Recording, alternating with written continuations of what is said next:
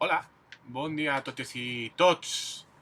Como hemos tenido apagón y a continuación del apagón una discusión, un debate político salvaje sobre muchas cuestiones referidas al sector eléctrico, he pensado que probablemente es interesante apuntar algunos elementos muy básicos sobre la regulación jurídica del sector eléctrico que más o menos están afectando a este debate que estamos teniendo.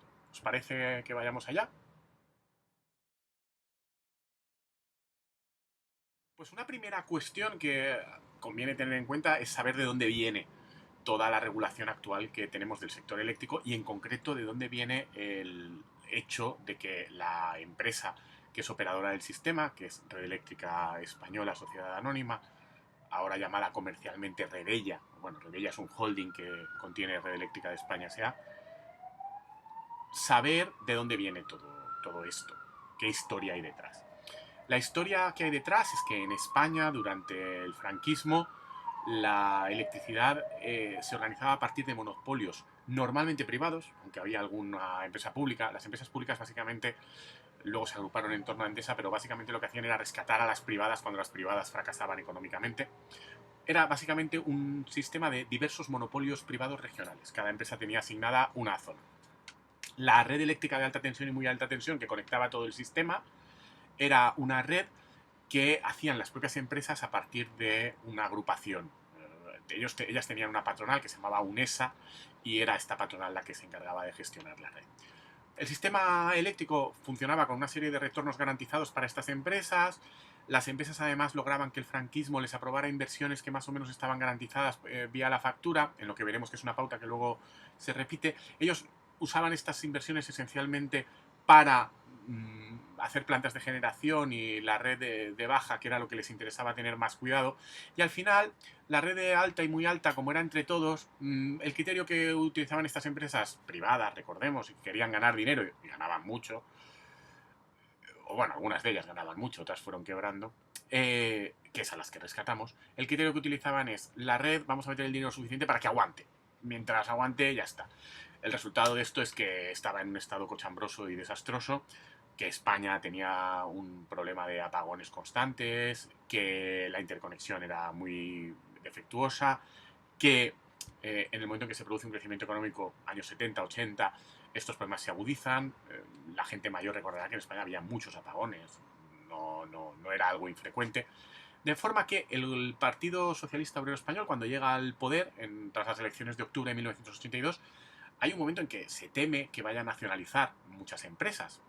El referente un año antes es que en Francia había ganado el Partido Socialista de François Mitterrand y nacionalizó hasta bancos.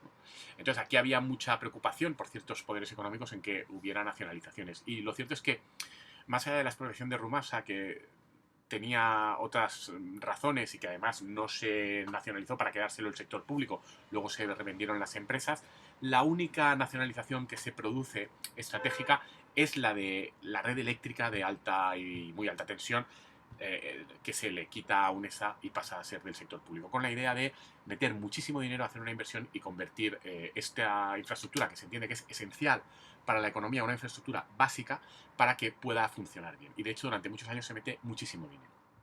Porque ahora en cambio es privada en cuanto a su forma jurídica y en cuanto a la mayor parte del accionariado, no todo.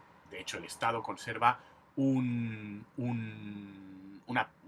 bueno, un 20% de las acciones, que en la práctica, como ocurre en cualquier empresa en la que el resto del accionariado está atomizado, un 20% te permite el control respecto de la gestión y respecto del nombramiento de consejeros, directivos, etcétera, etcétera, que es lo que ocurre a día de hoy con Red Eléctrica. La cuestión es que en un momento determinado, en parte por ideología, en parte por la necesidad de bajar la deuda pública para cumplir con los criterios de convergencia para entrar en el euro, el gobierno de Aznar privatiza una serie de empresas, o gran parte de las acciones que conservaba todavía el Estado en ellas, Repsol, Endesa, Telefónica y también Red Eléctrica. Se queda un 30% el Estado, luego en la época de Zapatero se vende un 10% más, con lo cual la empresa pasa a tener accionistas privados.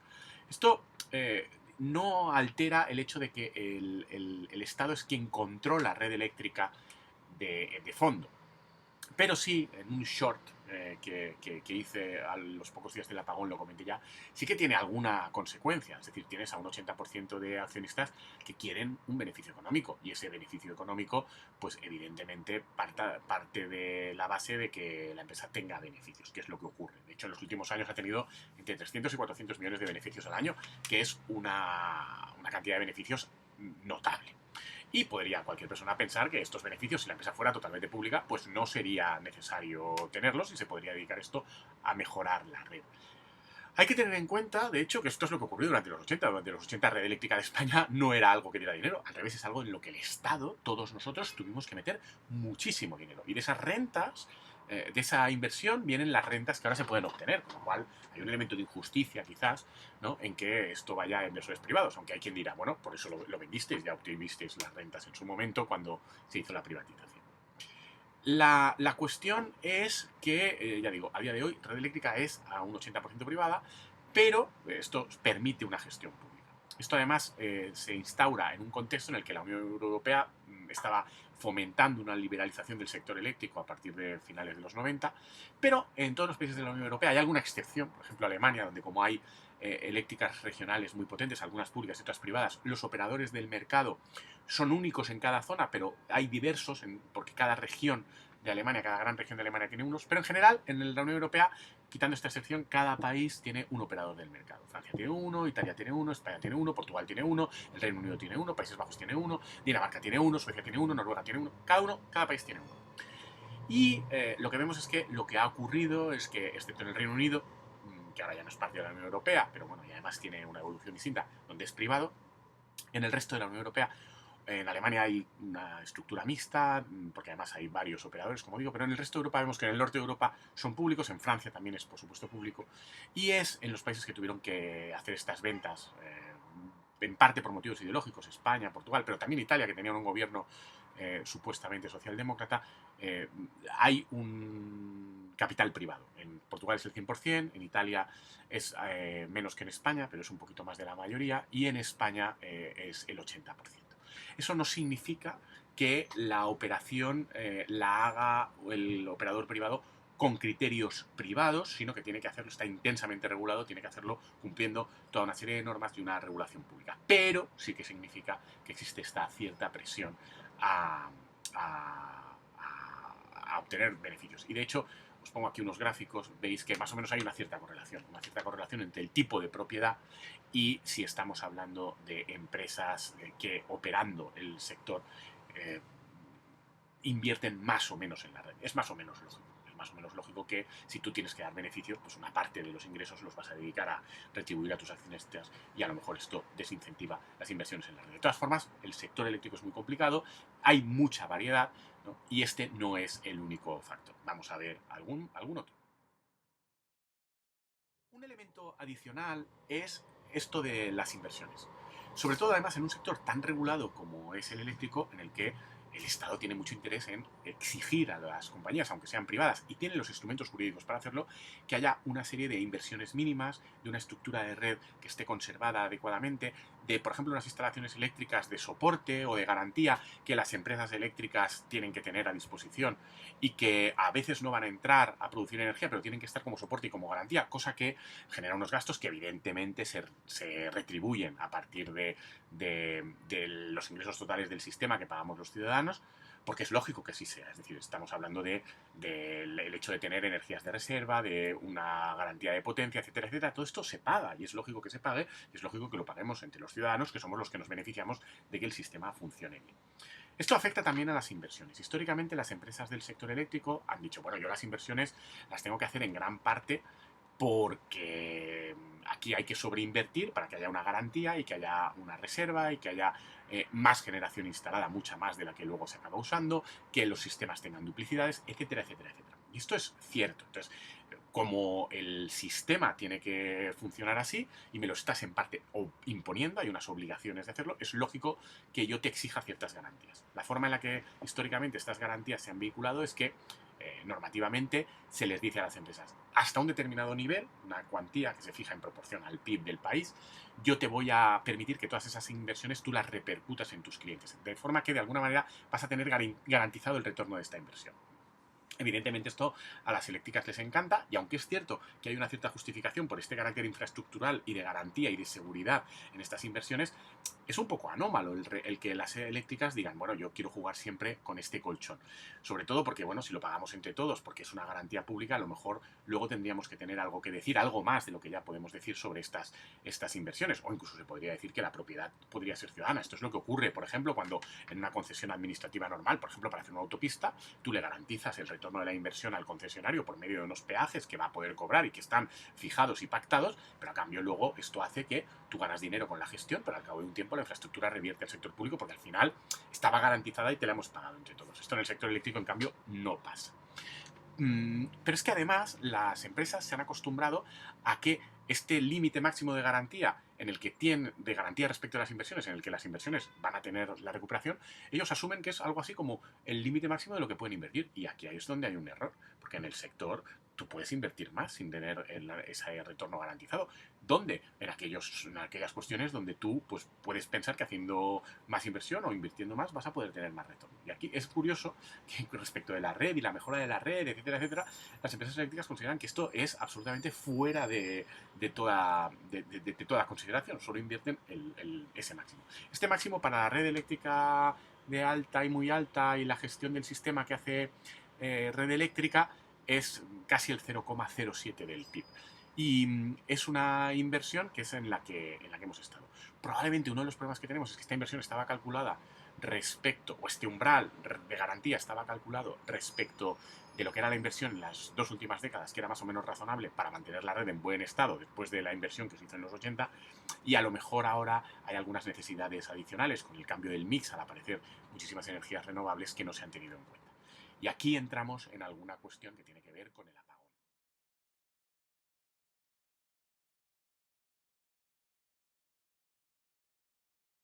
Pues esto ya nos empieza a ubicar en la discusión que tenemos respecto de las causas del apagón, ¿no? Ya sabéis que hay quien ha echado la culpa a las renovables. Es que tenemos un exceso de renovables en la red, que como no son síncronas y que como no dan estabilidad, plantean problemas. Hay quien dice que a lo mejor ha habido un sabotaje. Hay quien echa la culpa a las eléctricas diciendo que es que de repente una serie de plantas se cayeron y entonces es culpa de estos agentes privados. Hay quien dice que, bueno, ya veremos y que no lo podemos saber, que es donde está sorprendentemente el gobierno, que creo que podría inicialmente dar alguna explicación. Y yo creo que, de todas formas, de todos los relatos que tenemos y los datos que ya conocemos, creo que más o menos sí que sabemos que quizás no totalmente, o a lo mejor sí, pero al menos en parte sí que sabemos que la explicación tiene que ver no tanto a lo mejor con las renovables, como con cómo las renovables se están gestionando en el sistema y están entrando. En este sentido, a mí me parece muy relevante y creo que hay que reconocerle el mérito a una persona como Antonio Turiel, que llevaba años explicándolo y lo ha vuelto a explicar. Os he dejado por aquí enlaces a lo que tiene escrito y a una serie de explicaciones en vídeo. Creo que tiene mérito porque cuadra la explicación con lo ocurrido y sobre todo cuadra con que el señor venía diciéndolo desde hacía tiempo en medio de unas críticas salvajes, no solo del lobby tradicional, que le tiene mucha manía de la nuclear, etcétera, etcétera, sino también del lobby de las eléctricas que ahora están haciendo renovables, donde en contra de la visión un poco idílica que tiene mucha gente, las renovables no son personas que sean ONGs y que lo que pretendan es mejorar el futuro de los demás, quieren ganar dinero. Y ahí todas las grandes empresas del sector están en esto, están haciendo plantas renovables enormes. Es decir, Iberdrola tiene un par de plantas en Extremadura que tienen una potencia instalada equivalente a la mitad de un reactor nuclear moderno, de los reactores nucleares que más producen en España. Pues con 2 plantas de estas, Iberdrola ya produce como produce, por ejemplo, Almaraz, que está también en Extremadura. Es decir, no estamos hablando de cosas pequeñitas, estamos hablando de un sector de actividad económica enormemente potente. Y un sector donde hay un lobby. De hecho, hay mucha gente de gobiernos progresistas y supuestos expertos que vienen con unas credenciales profesionales a veces dudosas, pero que básicamente son cooptados desde el mundo del cierto activismo por estas empresas para que blanqueen lo que son ganancias. Y son los que han estado presionando desde gobiernos o desde la estructura mediática próxima a los gobiernos progresistas para facilitar todo tipo de instalaciones de este tipo, arrasando entornos agrícolas fértiles porque era más barato y más económico hacerlo allí, eliminando exigencias regulatorias. ¿Por qué esto es importante? Pues es importante porque las renovables, que han sido históricamente no podían competir con la nuclear o con la térmica, ahora ya pueden desde hace años por la evolución tecnológica, pero digamos que al amparo de hay que promocionarlas, y aunque tengan ciertas dificultades por ser un poquito más caras, hay que quitarles entonces exigencias o incluso subvencionarlas, meter dinero, pues cuando han pasado a ser ya mucho más rentables, seguimos conservando esta idea y entonces les permitimos ayudar en las expropiaciones, que les salgan más baratas, darles terrenos de muchísima calidad agrícola porque están más cerca de los transformadores y entonces es más barato. Y también les hemos permitido conectarse a la red, donde es cierto que ellos se conectan y por las características técnicas de este tipo de energía y de su producción, que tienen una mayor variabilidad que una turbina, que tú, del régimen de la turbina, te permite predecir cuánta energía vas a estar produciendo y en qué frecuencia, etcétera, etcétera, mientras que aquí, pues bueno, una nube pasa, baja un poco, el viento sopla más o menos, baja un poco, luego además el tipo de energía que producen no es en corriente alterna, sino en corriente continua, entonces tienes que meterla en la red transformada. Bueno, todo esto exige unas inversiones si tú quieres meter esto en la red en unas condiciones de más seguridad. Exige inversores, exige baterías de almacenamiento, exige toda una serie de inversiones. Y estas inversiones no se han estado exigiendo hasta ahora. Una de las cosas que cuenta Turiel, y es verdad, es que a raíz de un susto parecido al que a lo mejor hemos tenido en España, que tuvieron en Alemania en 2023, digamos que Alemania presiona y a nivel europeo cambia la regulación. Y es cierto, lo cuenta Turiel, que desde 2023 en España los nuevos parques que se autorizan ya tienen que tener todas estas inversiones que garantizan que lo que entra en la red vaya en unas condiciones que no afecte a esa estabilidad de la frecuencia, de la corriente que hay y no plantee problemas como el que aparentemente hemos tenido. ¿Cuál es la cuestión? La cuestión es que todas las plantas de antes de 2023 no tenían esta exigencia, porque ese lobby ha sido muy eficaz trabajando esta cuestión. Y tampoco, una vez se cambia el criterio en 2023, parece que haya ninguna intención de obligarles a hacer estas inversiones, que son caras. Aquí sí que empezamos a ver cuestiones de política regulatoria. No es tanto que la nuclear sea esencial para mantener el sistema, se puede mantener con la nuclear o se puede mantener con ciclos combinados o se puede mantener con otro tipo de energías que sí que son síncronas. Y mantener el sistema más o menos estable, aunque haya a la vez muchas renovables. O se puede mantener correctamente con unas renovables que entren en la red en estas condiciones. O se puede mantener con un mayor nivel de inversión en la red por parte de Red Eléctrica que palíe algunos de esos problemas. Pero lo cierto es que probablemente no es Red Eléctrica la que tiene que adaptar su red de alta y muy alta tensión a esto. Ni tiene que hacer malabarismos para meter en el sistema las cosas de una forma que funcione. Probablemente lo razonable es obligar a las empresas que están haciendo mucho dinero y que son grandes multinacionales y que tienen una estructura de costes que se lo pueden permitir en materia de renovables a hacer estos cambios en la infraestructura para que lo que metan en la red en sus plantas de antes de 2023 se meta en las mismas condiciones que ya exigimos a las plantas de ahora.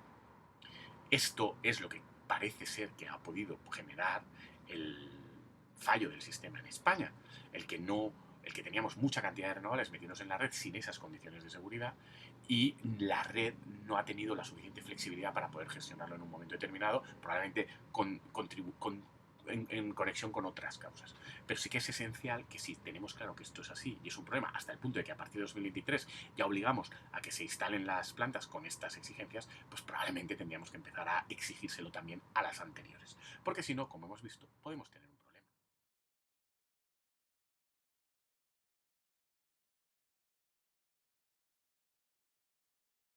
Una última idea, no quiero alargarme mucho más para no hacer larguísimo el vídeo, pero me lleva a la cuestión de la energía nuclear como respaldo último del sistema.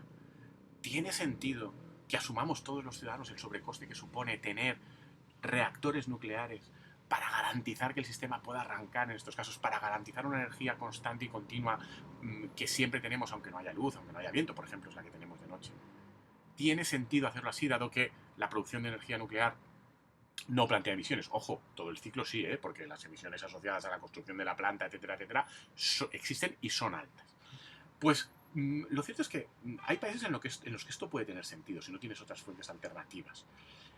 Probablemente España no está en esa situación, porque las renovables nos permiten muchísimas cosas y entre eso y combinado con la hidráulica que te permite el exceso de generación renovable, usarlo de día para subir agua a pantanos que luego por la noche te permitan producir energía, te da la verdad una base en la que normalmente puedes prescindir de las nucleares como energía de soporte esencial, sobre todo si además tienes, como tenemos todos los países y también España, centrales, pues por ejemplo, de ciclo combinado, que te puedan permitir también esa función de garantía que nos dicen que es esencial que hagamos con la nuclear.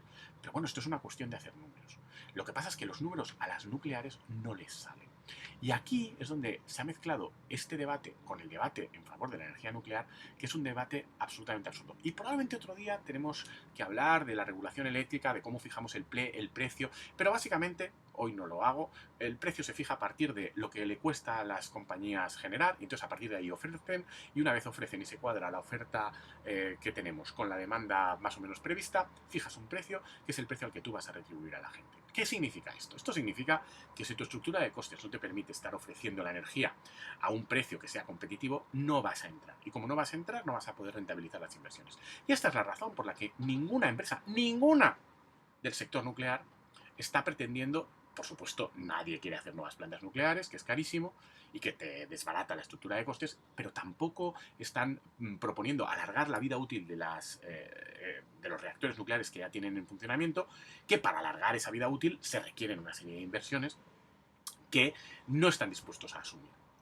ni a asumir todos los posibles costes del tratamiento de residuos, etcétera, etcétera, porque hay una parte del dinero que va a costar este tratamiento que ya tienen que garantizar las empresas, pero ya sabemos a día de hoy que no va a ser ni de lejos suficiente para todo el tratamiento que hay que hacer.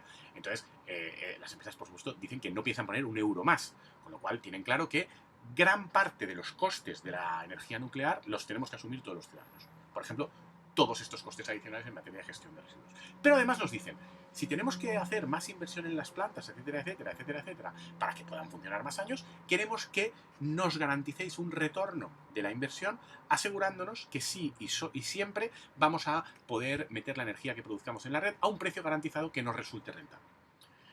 Que es un precio a día de hoy ya en torno a un 50% superior a lo que es la media de lo que en España se está pagando por la electricidad al año a partir del descenso de costes de las renovables, y que por supuesto es muy superior a lo que en el futuro prevemos que será con el incremento de la eficiencia de las renovables.